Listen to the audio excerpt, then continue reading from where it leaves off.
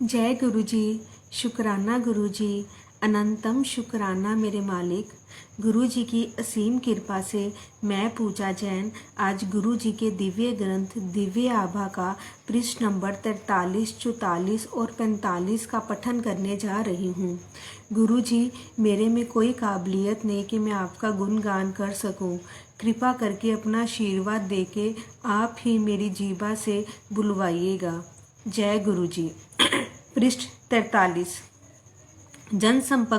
जनसंपर्क अधिकारी को पुनः वाणी प्राप्ति। दिसंबर 1999 की शीत ऋतु मेरे लिए एक अति भयानक समाचार लेकर आई थी। धीरे धीरे मेरी आवाज़ कम होती जा रही थी और थोड़े से शब्दों के उच्चारण के लिए भी मुझे विशेष प्रयास करना पड़ रहा था। कर्ण, नासिका और कंठ विशेषज्ञ से मिलने के पश्चात ये लग रहा था कि दिल्ली की ये शीत ऋतु और धुंध निराधंध होते हुए भी और भी प्रतिकूल होने वाली थी। विस्तृत जांच पड़ताल के पश्चात विशेषज्ञों ने शल्य क्रिया का परामर्श दिया, जो सर गंगाराम चिकित्सालय में करी गई। मेरी बायोप्सी का परिणाम आने पर हमारी आशंका की पुष्टि हो गई। कंठ में मेरी सूजन असाध्य प्राण घातक कर्कट रोग बन चुका था। जब मेरी वाणी विकृत होने लगी, उसके मात्र 2 मास के पश्चात मैं जैसे नर्क में पहुंच गया था और इसका कारण समझ पाने में असमर्थ था। मैं सिगरेट, मद्य, तंबाकू या पान का सेवन नहीं करता था, पर ईश्वर ही पालक है। अपनी शल्य क्रिया के पश्चात 3 सप्ताह के विश्राम काल में, जिसमें मुझे कुछ भी बोलने की मनाही थी, मैं गुरु जी की शरण में रहा। मैं और मेरी पत्नी, हम दोनों गुरु जी के पास मेरी दुर्दशा की अवस्था में पहुंचे थे, किंतु उससे पहले एक और परीक्षा देनी थी। चिकित्सालय से आने के बाद 5वें दिन मेरे गुरु जी के पास जाने की ये टूट अभिलाषा जागृत हुई। संयोग से उस दिन अत्यधिक वर्षा हो रही थी। मेरे परिवार के सदस्य ने मुझे किसी और दिन जाने की सलाह दी, पर मैं नहीं माना। मेरा मन पक्का हो चुका था। मेरे अंदर उसी दिन जाने की आवाज़ उठ रही थी। एम्पायर स्टेट से गुरु जी के स्थान तक चलते हुए एक अद्भुत सुख का आभास हुआ। गुरु जी अपने रंगीन लंबे लबादे में अपने स्थान पर आसीन थे।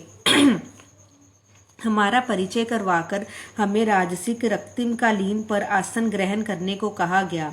गुरबानी के पवित्र शब्द वातावरण में रस घोलकर उसे और मधुमेह कर रहे थे। एक स्नेहमय किंतु ओजस्वी ऊर्जा पूरे कमरे में फैली हुई थी। कुछ समय के पश्चात चाय प्रसाद वितरित हुआ। उसके एकदम बाद गुरुजी ने हमें बुलाया और मेरी घबराई हुई पत्नी को कहा, जा तेरे हस्बैंड नू 50% ठीक कर दिता, टेस्ट फेर करा लै। उस समय यह विश्वास करना सरल नहीं था कि वह असाध्य रोग ठीक हो गया था, पर हमने गुरु जी की सलाह मानी। बायोप्सी की शेष 4 स्लाइड में से 2 एम्स में दी और 2 मुंबई स्थित टाटा संस्थान में भेजी। 1 सप्ताह के पश्चात परिणाम आने पर हम पुणे एम्पायर स्टेट गए। हमारा प्रवेश करते ही गुरु जी मुस्कुराए और बोले, क्यों डॉक्टर कंफ्यूज हो गए? यह तथ्य था। दोनों संस्थानों से आए निष्कर्षों ने मुझे स्वस्थ घोषित किया था। प्रथम चमत्कार हो चुका था। उसके पश्चात चिकित्सकों ने रोग लक्षण प्रयोगशाला के निर्णयों की अवहेलना ना कर उपचार पूरा कराने को कहा। मैंने निश्चित कर लिया था, अब कोई भी उपचार गुरु जी के कथन अनुसार ही होगा। आगे यह हुआ, गुरु जी ने मुझे मिर्चों से भरा हुआ लंगर खाने को कहा। चिकित्सकों के अनुसार, जिन्होंने मुझे केवल उबला हुआ खाना खाने के लिए निर्देश दिए थे, मिर्चें निषिद्ध थी। गुरु जी ने मुझसे उच्चारण भी करवाया और घोषित कर दिया कि मैं पूर्णतया स्वस्थ हूँ। गुरु जी के परामर्श पर मैं विकिरण चिकित्सा करवाता रहा, परंतु मुझ पर कोई दुष्प्रभाव नहीं पड़ा। मुझे कभी कोई उपकाई नहीं हुई। मेरा हीमोग्लोबिन सदा सामान्य से ऊपर रहा। एकमात्र औषधि, यदि इसे ऐसा कह सके, तो गुरु जी द्वारा अभिमंत्रित ताम्र लोटे में जल भरकर पीने की रही।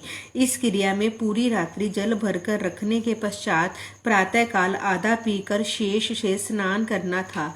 इस अति साधारण क्रिया पद्धति से मैं पूर्णतः स्वस्थ हो गया। नव जीवन के लिए मेरा ऐसा चमत्कारिक परिवर्तन रहा है, यह सिद्ध करने के लिए मेरी 2 बेटियां और पत्नी है। धन्य है गुरु जी। जय गुरु जी। ये सत्संग अचल पाल, दिल्ली ने लिखा है। जय गुरु जी। शुक्राना गुरु जी, अनंतम शुक्राना मेरे मालिक। कोई भूल चूक हो गई हो तो माफ करिएगा गुरु जी।